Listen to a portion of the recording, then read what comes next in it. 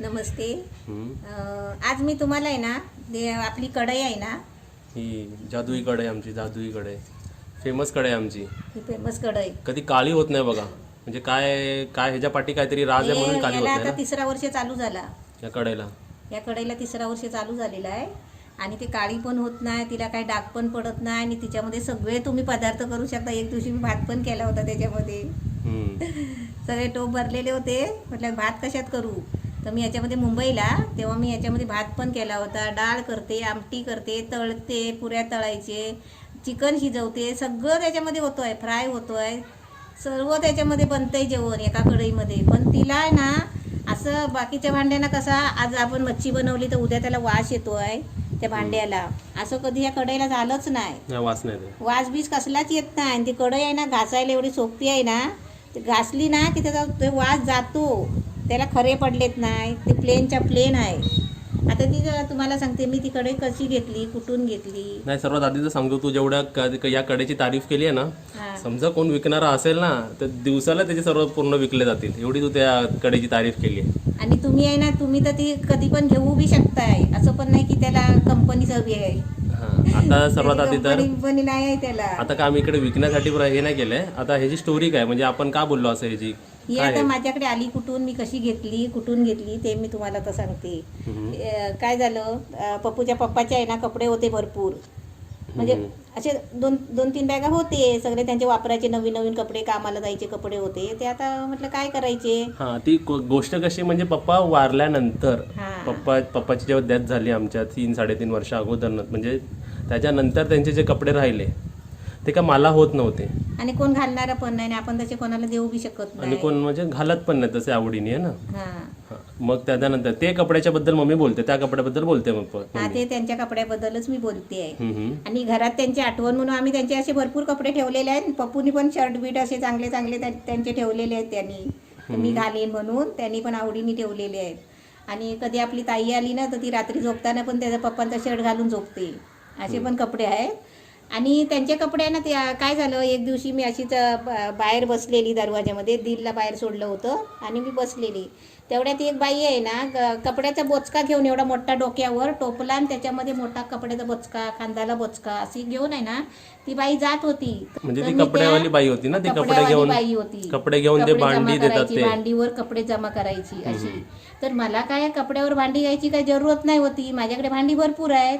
तर मी त्यांना सहज आवाज दिला, म्हटलं ओ ताई इकडे या. तर म्हटलं हे कपडे तुम्ही जमा करता हे कुठे नेता.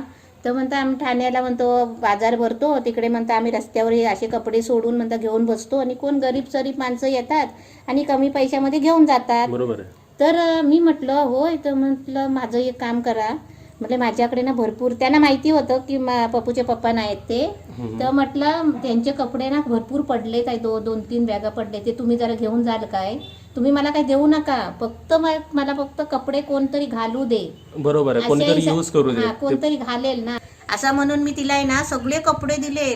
आणि तिने ते बोचका बांधून ठेवला आणि म्हणते मी हे कपडे उद्या येऊन घेऊन जाईन, मला आत्ता माझ्याकडे बोजा आहे. असं म्हणून मी ते कपडे बोचका बांधून ठेवला. तिने दुसऱ्या दिवशी येऊन ती घेऊन गेली. मी पहिलंच म्हटलं ना तिला मला काही देऊ नका, फक्त कपडे फक्त घेऊन जावा, कोणतरी घालू दे, चांगले कपडे आहेत, असे जिकडे तिकडे फेकण्यापेक्षा. तर ती दुसऱ्या दिवशी आली आणि घेऊन गेली. मग त्या बाईने मला आहे ना 4-5 दिवसांनी ती मला ही कढई घेऊन आली. ही जी आपली कढई आहे ना, ही त्या बाईने मला दिली. एक ते आम्ही वापरतो की ते गेलेत नाही आहे, ते कढईच्या रूपाने आपल्याकडे परत आलेत. काव्या किती खुश झाली, वरती कढई करून दाखवते. म्हणजे अशी कढई आमच्याकडे आली आहे. अशी कढई ही आता आमच्या घरी आली आणि त्या कढईचा एवढा उपयोग होतोय ना की कधी ती काळी पडत नाही. आणि तुम्ही खूप व्हिडिओज, आम्ही 3 वर्षापासून ही जी कढई आहे आमच्याकडे, त्याच्यामध्ये इन्सिडेंट झाल्यानंतर ते कपडे आम्ही 1-2 महिन्यांनी काढले होते ना, काढले. तेव्हापासून ती कढई. आणि त्यापासून तुम्ही ना आम्हाला कमेंटमध्ये सांगता ही कढई कुठे मिळते, ही कढई किती रुपयाची. त्याच्याकडे माझं उत्तरच नाही. कसं उत्तर असणार त्याच्यावर, काय आपण दुकानात जाऊन घेतली नाही की कुठल्या कंपनीची मागवली नाही, कारण मला त्याची प्राइस तर माहितीच नाही, प्राइस नाही त्याला, कारण आपण विकतच नाही घेतली, विकत नाही घेतलेली. म्हणजे ही आहे ना ती त्या पप्पूच्या पप्पाच्या रूपात ती आमच्याकडे ही भेट आलेली आहे, ती आम्ही वापरतोय. तुला आवडली म्हणून तर काव्यासारखी हातात घेऊनच बसली आहे. आता ही होती आमच्या या कढईची स्टोरी थोडीशी अशी जरा इंटरेस्टिंग होती, म्हणून मी तुम्हाला त्या व्हिडिओमध्ये सांगितलं होतं की तुम्हाला आवडेल का ही स्टोरी म्हणजे ऐकायला. कशी घेतली, कशी आली, सगळं विचारायचेत ना तुम्ही, म्हणून मी त्याची पूरी स्टोरी सांगितली. अशा प्रकारे ती आलेली आहे आणि आम्हाला प्रत्येक टायमाला आम्ही हातात घेतो तेव्हा आम्हाला त्यांची आठवण येते आणि तशा प्रकारे ही आमच्याकडे आहे आता बरोबर आमच्या. म्हणून आम्हाला इथे पण चेन नाही पडत होतं आणि मला काय बनवायला नाही, पण हीच कढई का मागवली मी. पण मला पण काहीतरी विचार आले ना डोक्यामध्ये की मी हीच कढई परत मी टेम्पोमधून मागवली पप्पूच्या गाडी बरोबर. भरपूर कढई पडल्यात, निर्लेच्या कढई पडल्यात, सगळे बिडाचे कढई आहेत, भरपूर भांडी आहेत, पण हीच कढई मागवली मला आवडते ही पण कढई. तर ही होती आमच्या या कढईची स्टोरी. असे पर्सनल स्टोरी किती असतात ना तुमचे पण काय ना काय. असे तुम्हाला जर कढई पाहिजे असतील ना तर भांडीवाले फिरतात ना कपडे घ्यायला, त्यांच्याकडे अशा कढई असतात बघा, ते तुम्ही घेऊ शकता. ते तुम्ही भांडे म्हणजे कपडे देऊन घ्या किंवा ते विकत पण देतील, मला असं वाटतं. देतील का नाही देतील त्यांच्यावर आहे, ते विकत देतील नाही तर नाही देतील, पण भांडीवर असे मिळतातच. आपल्या कढईची स्टोरी ही आमच्याकडे अशी स्टोरी. अशी तुमच्याकडे पण काहीतरी स्टोरी असेल तर कमेंट मध्ये सांगा. अशी तुमच्यामध्ये कधी स्टोरी घडली आहे का अशी काय. तू येणार, तू पण येणार ग इथे बस. तुझ्यासाठी मी असा कॅमेरा असं तुझ्याकडे फिरवतो तुला दाखवायला. आता मम्मी पकडून हे मम्मीचे 5 बहिणी. आता तर सांग, तू बहिणीचा विषय काढलास ना. आणि कमेंट मध्ये आम्हाला 6वी बहीण भेटलेली आहे आता. 6वी बहीण मला झाली आहे आता. कसं माहितीये, मी काल फणसाच्या भाजीचे रिप्लाय देत होते, ते असं देतात ना, हार्ट देतात, ते देत होती ना, त्याच्यामध्ये म्हणाली मी आता तुमची एक बहीण आहे, मी तुमची बहीण झाली आहे. तर ते मी ऐकून मी म्हटले बरं झालं, अजून एक बहीण वाढली. म्हटलं आम्ही 5 बहिणी, अजून एक बहीण वाढली, 6 बहिणी झाले. आता कमेंट मध्ये सांगा 7वा नंबर कोणाचा लावायचा आहे, 8वा नंबर कोणाचा लावायचा. आतापर्यंत आहे ना बहीण म्हणून कोण आलाच नाही होता. सर्व म्हणायचे काकी, आई. सर्वात आईपासून, सर्वात सुरुवातीपासून ना 2016ला जो आपण चॅनल चालू केला होता तेव्हा सर्वात आधी तर आई म्हणून फेमस झाली होती. आई, मग मावशी, मग काकू झाली ना, आता काकी पण बोलतात. आणि आता मी कालच वाचले फणसाच्या याच्यामध्ये ना, तर बहीण आली. बरं वाटतं असं ऐकून, बहीण भावंड येतात एकत्र. काव्या, तुला कसं वाटतं? काव्या तर काय, आता ही काव्या सांगा माझी कोण आहे? काव्या तुझी गेल्या जन्माची मैत्रीण. बरोबर, कारण मला मैत्रीणच नाही आहे. नाही नाही आहे अशी, म्हणजे एवढी मैत्रीण अशी एकदम खास मैत्रीण जोडलेली अशी आम्ही मैत्रिणी कधी राहिलोच नव्हतो. काव्या, तू गेल्या जन्मी मैत्रीण होती मम्मीची? काय माहिती, होती असेल गेल्या जन्मात. आता तू गप्प का, जेव्हा आमचं दोघांचं चालू असताना काव्या गप्प ते ऐकत राहते स्टोरी. लास्ट व्हिडिओ मध्ये पण आपण बोलत होतो, एकदम कॉन्सन्ट्रेट करून बघत होती एकदम. ती कडे धरूनच बसली आहे बघ. आज काव्याची माझी मॅचिंग नाही झाली, तुला वाटत? हो, मीच एक इकडे वेगळा बसलेलो आहे. काव्या आणि तू मॅचिंग झाली आज. बघ ना, काव्या उभी राहा, मॅचिंग दाखव, तुझी मॅचिंग दाखव. काव्या जेव्हा बोलते तेव्हा एकदम कॉन्सन्ट्रेट करून काव्याची टाळी बघायची आहे का तुम्हाला? काव्य हसते बघायचं आहे का? चल काव्य हास, टाळी दे. बापरे, एवढ्या जोरात तो हात पकडून नाही. चल दे, टाळी दे. वाकडी पकडून नाही. काव्याचं तोंड वाकडा झालं आता. म्हणजे मान आता वाकडी झाली, आता जोरात मारणार म्हणजे ती. हात नाही पाठी घेणार.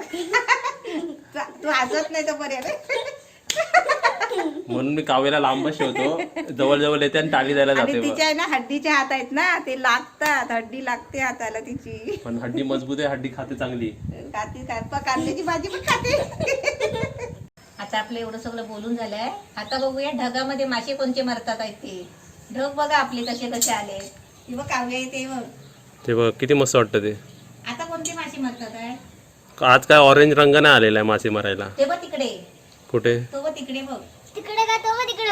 वा, तिकडे चांद मामा दिसतो तो बघ. कुठे? तो बघ तिकडे. हा रे, हा सीन मस्त आहे. हो. ऑरेंज. वाव, कितना शूरत आहे. मस्त वाटतं तेव्हा मी ते, खरं मस्त वाटतं. आणि इथे काय नाही. ही नाही एक थांबा, ही माझी शिंपली बघ.